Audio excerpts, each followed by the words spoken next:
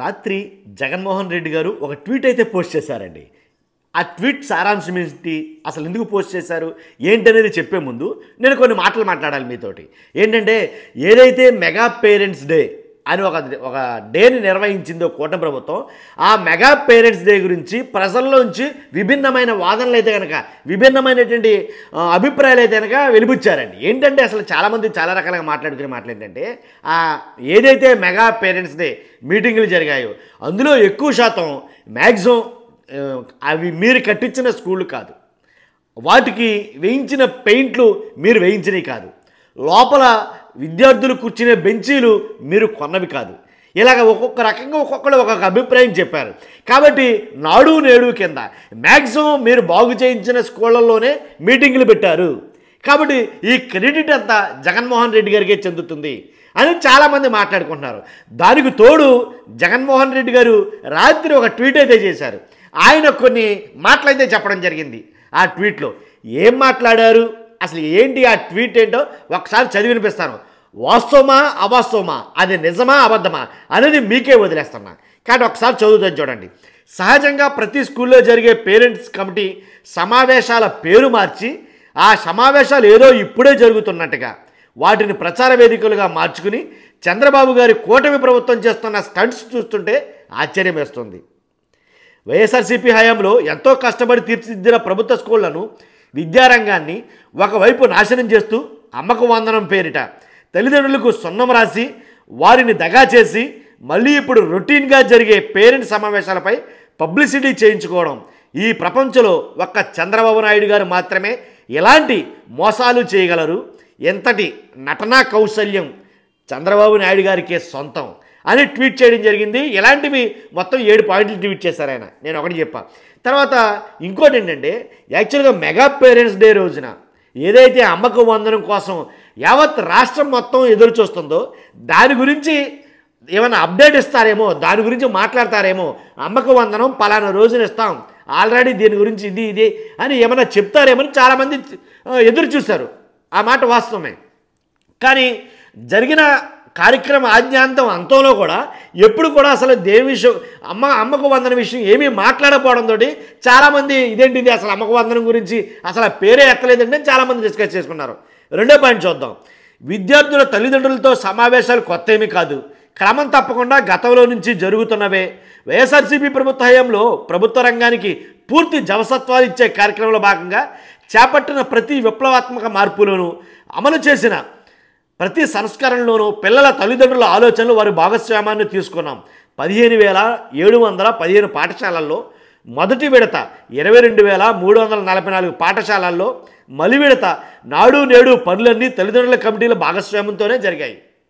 కాబట్టి అప్పట్లో పిల్లలందరికీ ఇంగ్లీష్ మీడియంలో బోధన చేయాలన్న ప్రభుత్వ నిర్ణయాన్ని కూడా పేరెంట్స్ కమిటీలు సంపూర్ణంగా ఆమోదించి తీర్మానాలు చేశాయి. ప్రభుత్వ స్కూళ్ళల్లో టాయిలెట్స్ మెయింటెనెన్స్ ఫండ్, అలాగే స్కూల్ మెయింటెనెన్స్ ఫండ్ నిర్వహణలో తల్లిదండ్రులే ముఖ్య భూమిక. ప్రభుత్వ స్కూళ్ళలో చదివే పిల్లల భవిష్యత్తును ఉజ్వలంగా తీర్చిదిద్దడంలో ఈ విధంగా తల్లిదండ్రులు తమ వంతు పాత్ర పోషించారు. ఇప్పుడు ఈ సమావేశాలకు కొత్త టైటిల్స్ పెట్టి, కొత్త పేర్లు పెట్టి, ఓవైపు విద్యారంగాన్ని నాశనం చేస్తూ మరోవైపు తామేదో కొత్తగా చేస్తున్నామనే భ్రమ కల్పించడానికి చంద్రబాబు గారు, ఆయన నాయకులు ప్రయత్నిస్తున్నారు. మరొక విశేషం ఏంటంటే, పేరెంట్స్ కమిటీ సమావేశాలకు దాతల నుంచి చందాలు, సామాగ్రిని తీసుకోవాలని ఏకంగా సర్క్యులర్ పంపడం మరీ విడ్డూరం. మేము అమ్మఒడి కింద ప్రతి తల్లికి ఏడాదికి 15,000 చొప్పున క్రమం తప్పకుండా 44,49 లక్షల మంది తల్లులకు 44,00,000 మంది తల్లులకు 44,49,000 మంది తల్లులకు 26,000,67 రూపాయలు ఇచ్చాం. 26,67 ఇచ్చాం. నీకు 15,000, నీకు 15,000, నీకు 15,000 అంటూ చంద్రబాబు సహా కూటమి పార్టీల నాయకులు ప్రతి ఇంటికి వెళ్ళి ఎంతమంది పిల్లలు ఉంటే అంతమందికి 15,000 చొప్పున ఇస్తామన్నారు. సూపర్ 6 అంటూ ఊరూరా ప్రతి ఇంటికి డప్పు కొట్టారు. 2 పిల్లలుంటే 30,000 అన్నారు, 3 ఉంటే 45,000 అన్నారు, 4 ఉంటే 60,000 ఇస్తామన్నారు. ఎంతమంది పిల్లలనైనా కనాలని చంద్రబాబు గారు పిలుపు కూడా ఇచ్చారు. అధికారంలోకి వచ్చి 6 నెలలు అయింది, ఇప్పటి వరకు ఒక పైసా ఇవ్వలేదు. గతంలో అమ్మఒడి పథకాన్ని ఆపేశారు. బడ్జెట్లో 12,450 కోట్లు పెట్టాల్సి ఉండగా పెట్టలేదు. మరి ఈ డబ్బులు ఎప్పుడిస్తారు? ఆ హామీని అమలు చేయకపోవడంతో తల్లిదండ్రుల మీద పిల్లల ఖర్చులు వారి భారం పడుతుంది కదా. నిన్నటి పేరెంట్స్ కమిటీ సమావేశాల్లో ముఖ్యమంత్రిగా చంద్రబాబు, డిప్యూటీ సీఎంగా పవన్ కళ్యాణ్, విద్యాశాఖ మంత్రిగా లోకేష్ అసలు దీని గురించి ఎందుకు మాట్లాడలేదు? ఇది దగా చేయటం కాదా? ఒక్క మాట కూడా మాట్లాడలేదంటే తల్లిదండ్రులకు సున్నం పెడుతున్నట్లు కాదా? అధికారంలోకి రాగానే స్కూళ్ల బాగు కోసం వైఎస్ఆర్సీపీ చేసిన మంచి పనులన్నిటినీ కూడా నిలిపేశారు. మలిదశలో మిగిలిపోయిన నాడు నేడు పనులను ఉద్దేశపూర్వకంగా ఆపేశారు. అదనపు తరగతి గదుల నిర్మాణాలను పట్టించుకోలేదు.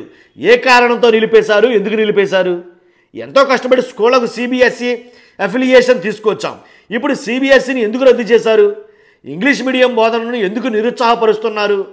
ప్రపంచ స్థాయిలో గవర్నమెంట్ స్కూల్ పిల్లలను తయారు చేసేలా 3వ తరగతి నుంచే ప్రవేశపెట్టిన టోఫెల్ క్లాస్, 3వ తరగతి నుంచే సబ్జెక్టులు టీచర్ల విధానం, సిబిఎస్ఈ నుంచి ఐబీ దాకా ప్రయాణం, ఫ్యూచర్ టెక్నాలజీపై తరగతులు, ఇలా ఇవన్నీ ఎందుకు ఆపేశారు? డిజిటల్ లెర్నింగ్లో భాగంగా 8వ తరగతి విద్యార్థులకు ఇచ్చే ట్యాబుల పంపిణీ ఎందుకు రద్దు చేశారు? 3వ తరగతి నుంచి సబ్జెక్టు టీచర్ల కాన్సెప్ట్ను ఎందుకు రద్దు చేశారు? మేము స్కూళ్ళలో 6వ తరగతి నుంచే ప్రతి స్కూళ్ళలోనూ ప్రవేశపెట్టిన ఐఎఫ్సి ప్యానల్స్, డిజిటల్ స్క్రీన్ల సమర్థ వినియోగం కోసం ఫైనల్ ఇయర్ ఇంజనీరింగ్ స్టూడెంట్ను ప్రతి స్కూల్కు పెట్టాలన్న కార్యక్రమాన్ని ఎందుకు అడ్డుకుంటున్నారు? దీనివల్ల వేల మంది ఇంజనీరింగ్ స్టూడెంట్లకు ఉపాధి దొరకదా? లేకపోతే ఐఎఫ్పి ప్యానల్స్ మెయింటెనెన్స్ మూలన పడదా? కానీ గతంలో రోజుకో మెనూతో ఘనంగా ఉన్న మధ్యాహ్న భోజన పథకం, గోరుముద్ద కార్యక్రమం అత్యంత దారుణంగా తయారైందంటూ ఈ మీటింగ్స్లో పేరెంట్స్ గగ్గోలు పెట్టడం మీ చెవులకు వినిపించలేదా? చంద్రబాబు గారు డొక్కా సీతమ్మ అనే మహాతల్లి పేరు పెట్టి చివరికి స్కూళ్లలో, హాస్టల్లో విద్యార్థులు డొక్కమాడుస్తున్నారు. కనీసం ఆయాలకు జీతాలు కూడా ఇవ్వడం లేదు. విద్యార్థులు అపరిశుభ్రమైన ఆహారం తిని ఆరోగ్యం పాడై ఆసుపత్రుల్లో చేరుతున్న ఘటనలు మీ ప్రభుత్వ హయాంలో కోకొల్లలు. పిల్లలు వెళ్ళే గవర్నమెంట్ స్కూళ్ళలో టాయిలెట్ల నిర్వహణ కోసం ఇచ్చే టాయిలెట్ మెయింటెనెన్స్ ఫండ్, స్కూళ్ళ నిర్వహణ కోసం ఇచ్చే స్కూల్ మెయింటెనెన్స్ ఫండ్ ఈరోజు ఏమైంది? ఆ రోజు టాయిలెట్ల మెయింటెనెన్స్ గురించి కానీ, స్కూళ్ళ మెయింటెనెన్స్ గురించి కానీ ఎవరైనా పట్టించుకున్నారా? అధికారంలోకి వచ్చిన 6 నెలల్లోనే ఇలా ప్రభుత్వ విద్యా రంగాన్ని దిగజార్చి కావాలనే సమస్యలు సృష్టించి ఉద్దేశపూర్వకంగా ప్రైవేటు పెట్టుబడులకు వెళ్ళేలా చేసి తల్లిదండ్రులు చదువు కొనుక్కోలేలా వారిపై ఆర్థిక భారం మోపి ఇప్పుడు అదే తల్లిదండ్రుల ముందుకు వెళ్ళి ఏమార్చి మాటలు చెప్పడానికి, వారిని మభ్య పెట్టడానికి సిగ్గేయడం లేదా?